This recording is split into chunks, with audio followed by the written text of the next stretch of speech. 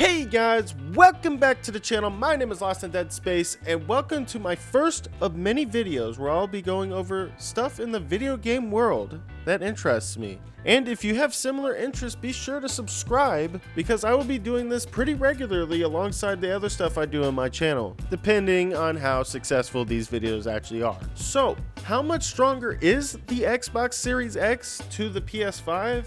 Well, the question is quite a significant amount. So let's go over some comparisons to see just how much more powerful this is to the PS5. Now, before we start, I'm not here to start a PlayStation versus Xbox blood feud in the comments section. So if you want to do that, take it outside.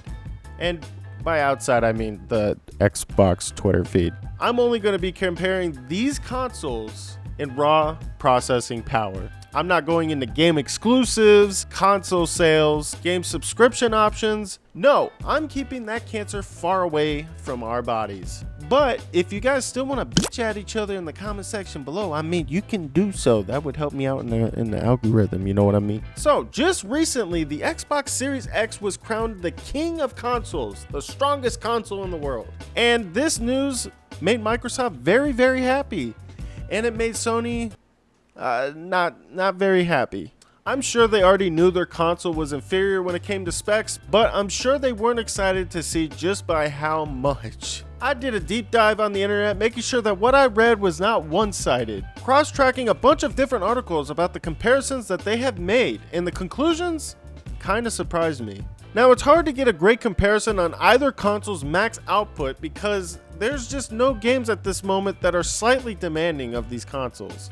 But just going off the tests alone, they found out that the Xbox Series X is 18 to 30% stronger than the PS5, with a lot of the testers saying that the 30% mark is more likely. And they said that it wouldn't be surprising to them in a year or two if that 30% mark was even higher. But I'm not going to use that info for now because it's just speculative. So, basically, we have something that is 30% stronger than the PlayStation 5. To help you understand the power gap we're talking about here, it would be the equivalent of having a PlayStation 5 and a PS4 Pro put together. The PS4 Pro is 2/5 the power of the PlayStation 5. The Xbox One X is 23% stronger than the PS4 Pro. The Xbox Series X is roughly 4 times more powerful than the Xbox One X. These comparisons do kind of help you grasp what kind of power gap we're talking about here. Basically, what this means that in 2 to 3 years,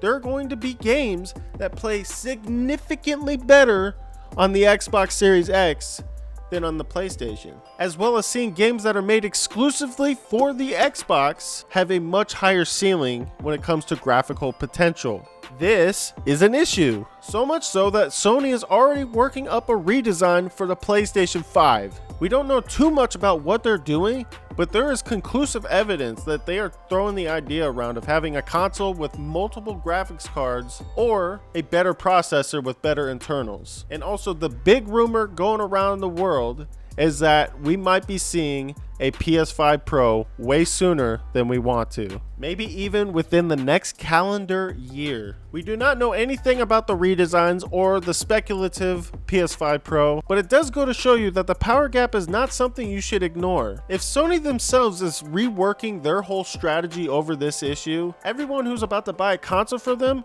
should watch this closely so they don't make a mistake. I don't see this going over relatively smoothly, considering the fact that people still can't get their hands on the PlayStation 5, let alone a brand new one. And the people that just dished out $500 for the PS5 are really not going to be happy if a brand new, better version of the PlayStation 5 comes out before even really good games come out. So pick your poison. PS5, Xbox, whatever you decide, I want you to know that they are massive improvements upon the previous generation. But if you have a PS4 Pro or an Xbox One X, it might be smart to just wait it out and see what happens in the next year. I personally bought the Series X, obviously, and I'm very satisfied with my purchase. This thing is a beast. I have had no issues with it.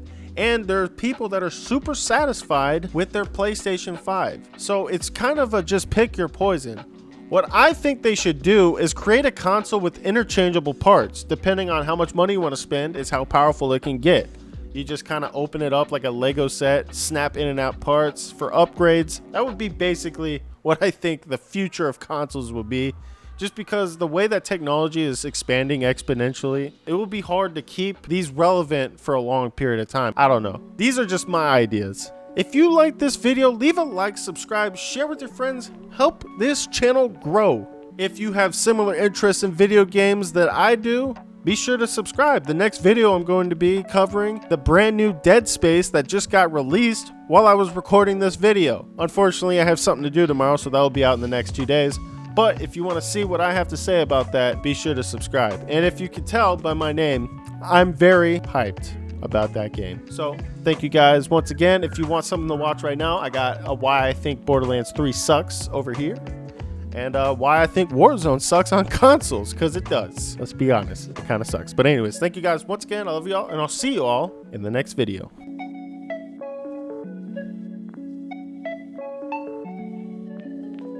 Yeah.